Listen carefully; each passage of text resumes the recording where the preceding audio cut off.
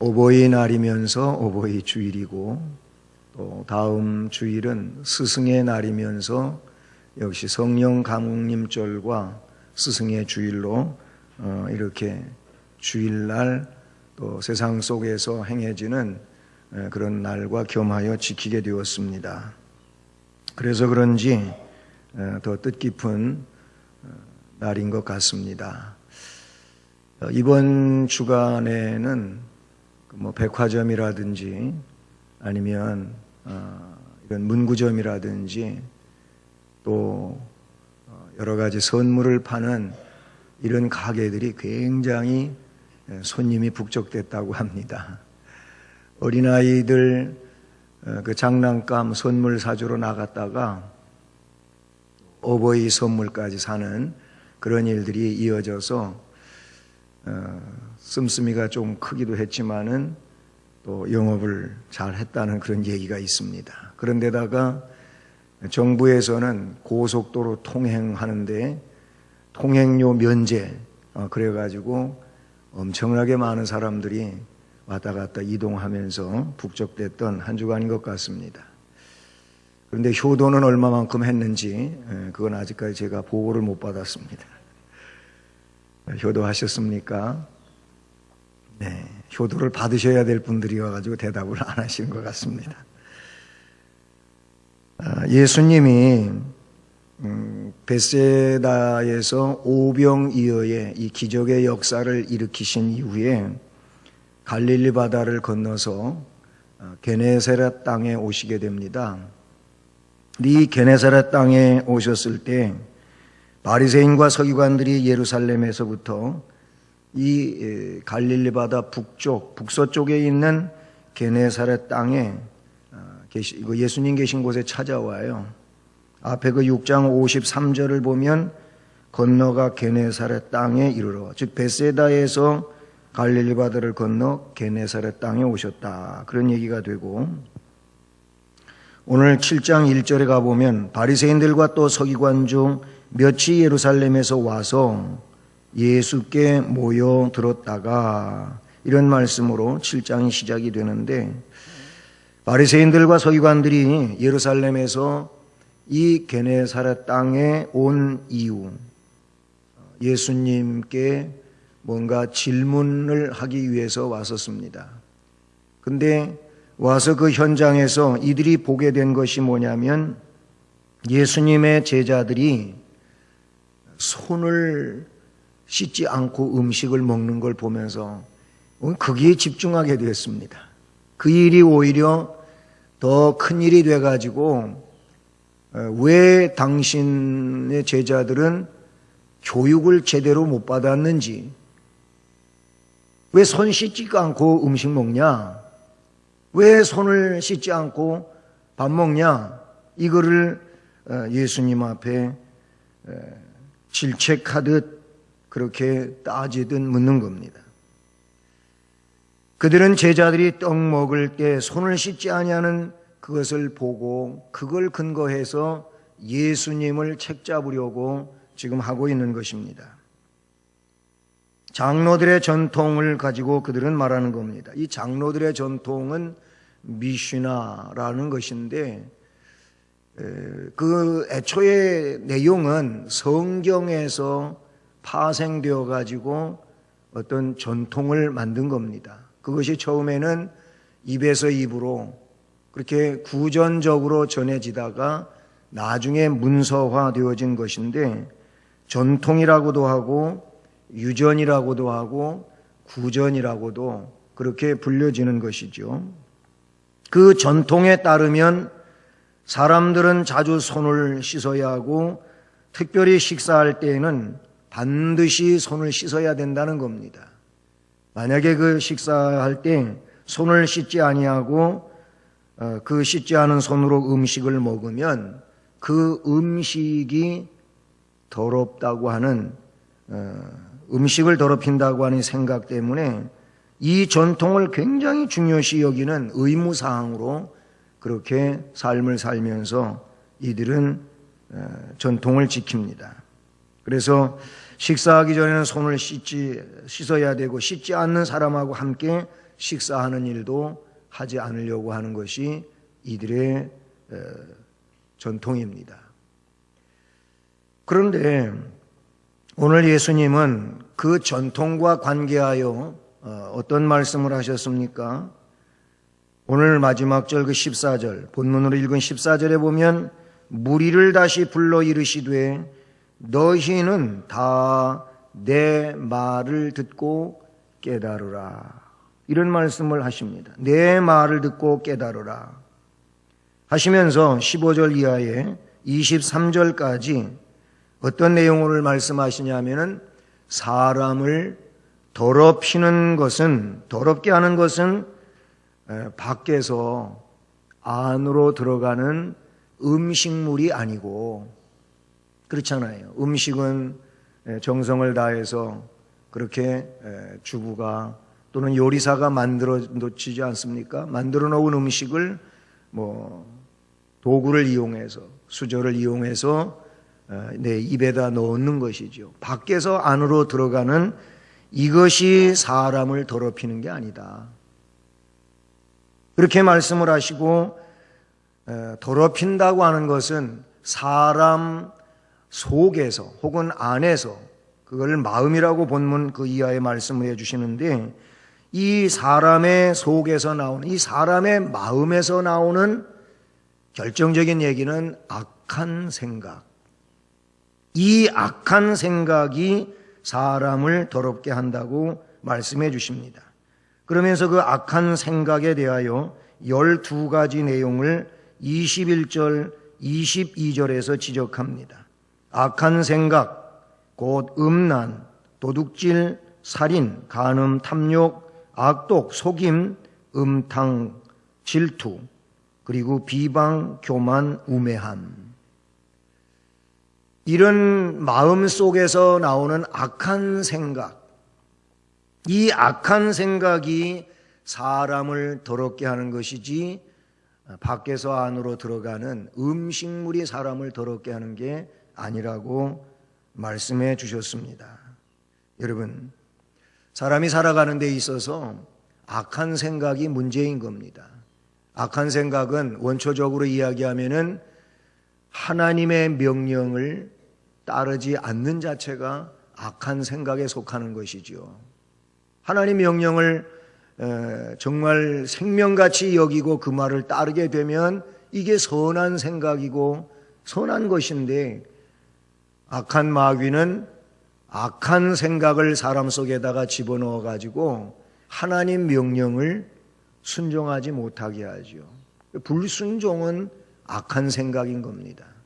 그것은 하나님께 대한 것이나 또는 부모에 대한 것이나 타인에 대한 것이나 사람을 살아가는 모든 삶의 내용들 가운데에서 이 악한 생각이 문제가 되는 거고, 그 악한 생각이 사람을 망친다라고 볼 수 있는 것이죠.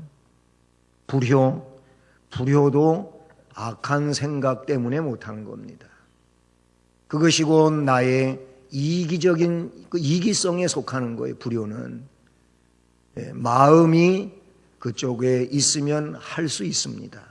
그런데 그쪽에 마음을 두지 않고 자꾸 나 위주의 생각을 하는 거예요.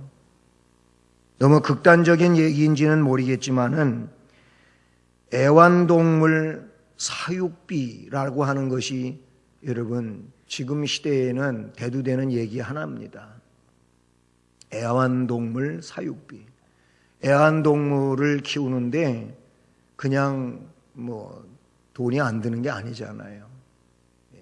아주 기본적인 것은 사료값에서부터 시작해가지고 이 애완동물 옷도 입혀야지요, 주사도 맞춰야지요, 그리고 또 가서 퍼머도 해줘야지요, 아니면 털도 깎아줘야지요, 목욕도 시켜줘야지요, 나중에는 장례식도 해줘야지요. 여러분, 애완동물을 키우지 말라는 얘기가 아니고 애완동물을 자기가 키우면서 그게 자기의 취미생활이고 그 애완동물을 사랑하기 때문에 하는 일이에요. 제가 동물을 키우지 말라는 그런 얘기도 아니고, 문제는 뭐냐면 그런데 비용을 들이는 것은 당연한 거고 아깝지가 않은데, 부모님께 효도하는 일에는 아깝게 느껴진다면 악한 생각입니다. 부모가 먼저잖아요. 그런데 지금 세상이 그렇게 안 돼 있는 게 이게 악한 겁니다. 그게 악한 거란 말이죠. 저는 극단적인 예라고 앞에서 말씀을 드렸는데, 한번 그런 생각을 해보기 시작하면은 내가 나를 위해서 행하는 모든 일에 있어서는 아무 문제가 안 되는데 부모님하고 연결을 시킬 때에는 문제가 된다 라는 점은 이게 생각을 달리해야 될 일이라는 것입니다. 예수님은 이 사건 속에서 지금 손 씻지 않고 음식 먹는 문제에 대한 이 전통의 문제를 들고 나와서 질문을 할 때 그 내용 가운데다가 뭘 포함을 시켰냐면은 효도의 문제를 지금 이야기하고 계십니다. 그래서 오늘 저는 어버이 주일에 하나님의 계명을 지켜라 라는 이런 말씀 제목 제하에서 오늘 말씀을 강론하려고 하는 것입니다. 여러분, 우리가 이 말씀을 보면은 말씀에 대한 바른 지혜가 필요한 줄로 믿습니다. 말씀에 대한 바른 지혜라고 하는 것은 하나님 말씀에 대하여 바르게 인식하는 것을 말하는 겁니다. 말씀을 바로 인식하는 게 이게 중요한 것이지, 말씀을 바로 인식하지를 못하면은 자꾸 엉뚱한 생각을 하고 엉뚱한 말을 하고 엉뚱한 길을 가게 되어 있다라는 겁니다. 말씀을 바로 인식하면은 그대로 할 수 있는데 이거를 그렇게 인식하지 못하니까 자꾸 다른 생각을 펼치는 거예요. 그러다가 보니까 말씀하고는 먼 이런 내용이 된다는 것이지요. 현대사회는 기계가 이 바코드를 인식하는 것이 굉장히 중요한 시대가 되었습니다. 요새는 인식이라고 하는 것이 많죠. 그래서 물건마다 전부 갖다 바코드 붙여놓으면은 그냥 기계를 갖다가 거기다 대면은 그냥 인식이 되어져 가지고 그 값이 계산이 되고 그러지 않습니까? 요즘에는 어디를 출입하는 데 있어서도 사람의 그 지문 인식이 필요한 데도 있고, 아니면은 이 안구 있잖아요. 안구에 대하여 인식하고 그 사람을 인식해서 출입을 시키는 것도 있고, 여러 가지 인식 시스템이 지금은 여러 군데서 사용되어지고 있습니다. 인식을 잘 못하게 되면은 그것이 오류가 되는 것이고, 오류가 발생하면은 큰 문제가 되는 겁니다. 말씀에 대한 바른 인식이 없게 되면은 이단이 되고, 말씀에 대한 바른 인식이 없게 되면은 사탄의 역사가 일어나고 이렇게 되는 거예요. 이 말씀에 대한 바른 인식이 필요한데, 이게 가정의 질서에서도 말씀의 바른 인식이 필요하다. 그거를 저는 말씀에 대한 바른 지혜가 필요하다, 이렇게 생각해 보았습니다. 여러분, 오늘 말씀에서도 그리스도에 대한 바른 인식이 있었다면 문제가 되질 않는데, 예수님이 그리스도이심을 인식하지 못하게 되니까 이 그리스도에 대하여 무지한 자들이 잘 됐다, 그럼 당신 제자들 하는 짓이 그렇지, 전통도 지킬 줄도 모르는 이 무지몽매한 그 사람들을 데리고 그렇게 선생이라고 자처하고 나가느냐, 이런 식이야. 그래서 잘 됐다, 잘 걸렸다, 봐라, 전통도 지키지 못하는 너희 제자들 아니냐 하면서 질책하듯 말하고 있다, 그런 얘기인 것이죠. 그것이 3절 이하에서부터 쭉 펼쳐지고 있는 것이죠. 그래서 오늘 본문 5절에도 보면, 이에 바리새인들과 서기관들이 예수님께 묻되 어찌하여 당신의 제자들은 장로들의 전통을 준행하지 아니하고 부정한 손으로 떡을 먹나이까 그랬어요. 그때 예수님은 그 말을, 왜 내 제자들이 그랬을까, 잘 못했네, 이런 식으로 가는 게 아니고 당장 주님은 6절에서 이르시되 이사야가 너희에게 너희 외식하는 자들에 대하여 예언한 것이 있는데 참 그 예언이 딱 들어맞았다. 그렇게 말씀을 하시면서 이 백성이 입술로는 나를 공경하되 마음은 내게서 멀도다. 이런 말씀을 쓰고 있습니다. 말씀에 대해 박식한 학자들이라고 하는 이 바리새인들, 서기관들, 말씀을 연구하는 자들이지요, 해석하는 자들이지요, 이 말씀을 계속 필사하는 자들이지요. 그런데 말씀이 육신이 되어서 이 땅에 오신 그리스도, 말씀의 완성자이신 이 그리스도에 대하여 무지하였다는 겁니다. 그러니까 알아야 될 것을 정작 알지를 못하고 그렇지 않은 것에 대하여 해박한 지식을 갖고 있는 이런 상황이라는 거예요. 성경에서 가장 핵심적으로 알아야 될 내용이 뭡니까? 하나님의 구원의 섭리라는 겁니다.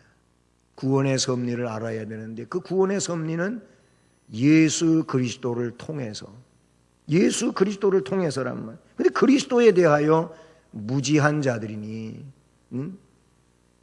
안타까운 일이 아닐 수가 없는 것이죠. 그래서 이들은 그리스도가 오신 목적도 알지를 못했고 때문에 예수님께서 자신의 사역을 수행하기 위해서, 즉 죄인을 구원하기 위하여 이 땅에 오셨다고 하시지 않았습니까? 그래서 죄인들과 함께 먹기도 하고 마시기도 하고, 그래서 삭개오 같은 사람도 회개시켜가지고 아브라함의 자손으로 만들고 그러시는 예수님 사역, 이 사역을 잘 몰랐던 거예요. 그래가지고 비아냥대는 거죠. 아니 메시아라고 하는 저자가 어떻게 저렇게 죄인들하고 함께 먹고 마시고 어울리냐 이거예요. 저 여인이, 창녀인 저 여자를 예수라고 하는 저 젊은이가 알았다면은 자기를 만족되는 거를 가만 내버려뒀겠냐 이거예요. 그러니까 저런 것이 뭔 메시아냐 막 이런 종류, 굉장히 비웃는 거예요. 그러나 예수님은 그를 용서하십니다. 나도 너를 정죄하지 않으니 다시는 가서 죄를 짓지 말라라고 용서하시는 주님. 주님은 구원하러 이 땅에 오셨잖아요. 그러니까 모르니까 예수님을 계속 비방하고 조롱하고 절벽에서 밀쳐가지고 떨어뜨려 죽이려고 하고 하는 이런 짓만 생각하고 계획하는 것, 그것은 전부 그리스도에 대해 무지하기 때문에 그런다는 것이죠. 뿐만 아니라 율법의 정신에 대해서도 무지했어요. 율법의 근본 정신을 오해하고 있었는데 율법이 사람을 위해 존재하는 것이라고 하는 사실을 모르고 다만 율법은 오로지 사람을 얽매이기 위한 것, 형벌을 주기 위한 것, 뭐 이런 것으로만 율법을 이해하고 있었기 때문에 그들은 더 이상을 생각할 수 없었던 겁니다. 주님은 율법의 근본 의미는 정죄가 아니라는 겁니다. 율법의 근본 의미는 선의 지향이라는 거예요.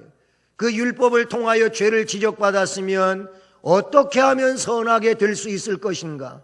율법을 지켜서가 아니고 이 내 속죄를 위한 피를 의지하는 이것이 율법을 우리에게 주신 목적이지 않습니까? 그런데 이 율법의 정신에 대해서도 제대로 알지 못하고 있는 이런 상황이라는 거예요. 하나님의 말씀보다 장로들의 유전을 중요시했다는 겁니다. 말씀보다 장로들의 유전을 더 중요시하는 것은 말씀에서 빗나가 있는 것이지요. 그렇잖아요. 말씀이 중시돼야지 어떤 전통을 중시하고 있다면은 이것은 바른 신앙의 모습이 아닐 수밖에 없는 것이죠. 그들의 기준은 말씀이 아니라 장로들의 유전과 전통이었습니다. 따라서 말씀 자체이신 그리스도의 모든 말씀과 행동은 그들의 걸림돌이 되고 말았어요. 그래서 그들은 인간의 생각과 사상으로 창조주이신 예수를 판단하는 무서운 범죄를 서슴없이 범하는 이런 상황에 이르고 있다는 것이죠. 주님은 말씀하셨습니다. 전통보다 계명을 지켜라 라는 것입니다. 그래서 8절에서 말씀하신 너희가 하나님의 계명은 버리고 사람의 전통을 지키느니라. 또 이르시되 너희가 너희 전통을 지키려고 하나님의 계명을 잘 저버리는도다. 예를 들어서 모세가 내 부모를 공경하라 하지 않았느냐? 아버지나 어머니를 공경하지 아니하고 모욕하는 자는 죽임을 당하리라고 하였거늘. 그런데 너희들은 전통대로 그 말씀보다는 고르반 제도를 더 위에 두고 있지 않느냐 이거예요. 그런 말씀을 이 말씀에서 펼쳐나가시는 겁니다. 이 말씀의 요지가 뭡니까? 너희들은 전통을 더 따르고 있는데 그게 아니고 계명을 따라야 된다 라고 말씀해 주신 줄로 믿습니다. 전통으로 하나님의 말씀을 폐한 자들이라고 13 지적하고 있다는 사실인 것이죠. 자기들이 정해놓은 규율에 열심을 내면서 하나님의 계명을 지키는 일에 소홀한 것은 책망받은 일이고 이것은 또한 우리 하나님으로부터 훗날 징벌의 대상이 될 수밖에 없는 그런 일이라는 사실이죠. 제5계명을 범한 것을 이 말씀에서 책망해 주고 있는데 하나님의 계명은 내 부모를 공경하라. 출애굽기 20장 12절에 기록된 말씀입니다. 이 명령은 만인의 아버지이신 하나님께서 제정해 주신 것이 아닙니까? 위로 하나님께 대하여는 하나님만 경배해야 돼요. 아래로 사람에게 있어서는 부모에 대한 공경이 있어야 된다고 말씀하고 있습니다. 하나님에 대한 첫 번째 계명은 하나님만 섬기라는 거예요. 하나님만 신으로 인정하라는 거예요. 땅에서 사람에게 있어서는 그 첫째가 부모님께 대한 공경이라고 말씀을 해주고 계시는 것이지요. 부모에 대한 자녀들의 모든 의무는 이 계명의 속에 포함되어 있는 겁니다. 5계명의 명령은 출애굽기 20장 12절에서 이어지는 말씀에 내 생명이 길리라, 이런 내용으로서 복을 약속해 주고 있습니다. 내 생명이 길다고 하는 이 말 속에는 그냥 단순히 목숨의 연명으로서 길어지는 그것을 말하지는 않습니다. 그의 삶의 포괄적으로 하나님의 은혜와 복 가운데서 여러 가지로 형통하고 은혜롭고 행복하고 잘 되는 이런 내용과 함께 길어지는 내용을 말씀해 주고 있는 것이죠.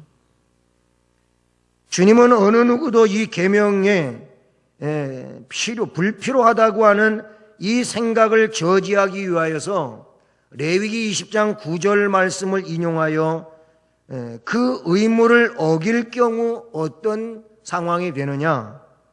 레위기 20장 9절에서 이렇게 말합니다. 만일 누구든지 자기의 아버지나 어머니를 저주하는 자는, 모욕하는 자는 반드시 죽일지니 그가 자기의 아버지나 어머니를 저주하였은즉 그의 피가 자기에게로 돌아가리라. 굉장히 무서운 얘기가 아닐 수가 없어요. 이 5계명을 지키지 않는 자는 결국 불효자요, 불효자는 성경에서 죽이라고까지 이야기하고 있는 것은 정말 불효자를 죽이라고 하는 얘기보다도 그 속에 담고 있는 것이 뭘까요? 효도는 반드시 해야 된다, 그 말이에요. 효도는 반드시 해야 된다라는 것입니다. 장로들의 전통의 모순점이 뭡니까?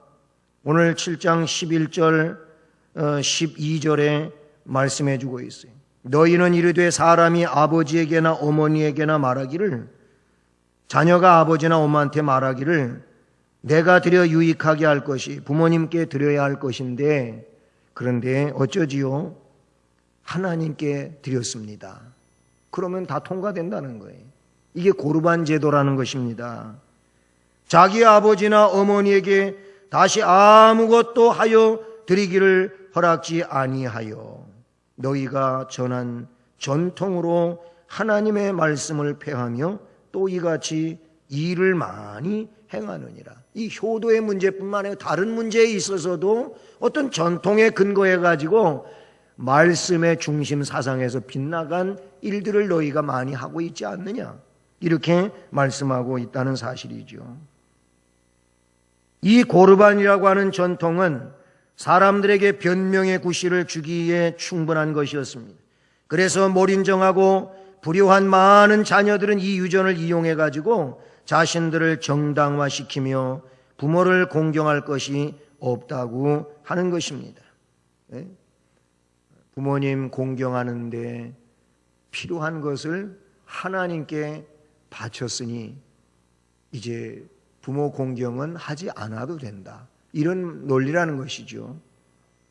근데 예수님은 뭐 꼭 그 내용과 관계하여 말씀을 하신 것이 아니고 세금과 관계하여 말씀하신 내용인데, 가이사에게 세금을 바치는 것이 옳습니까?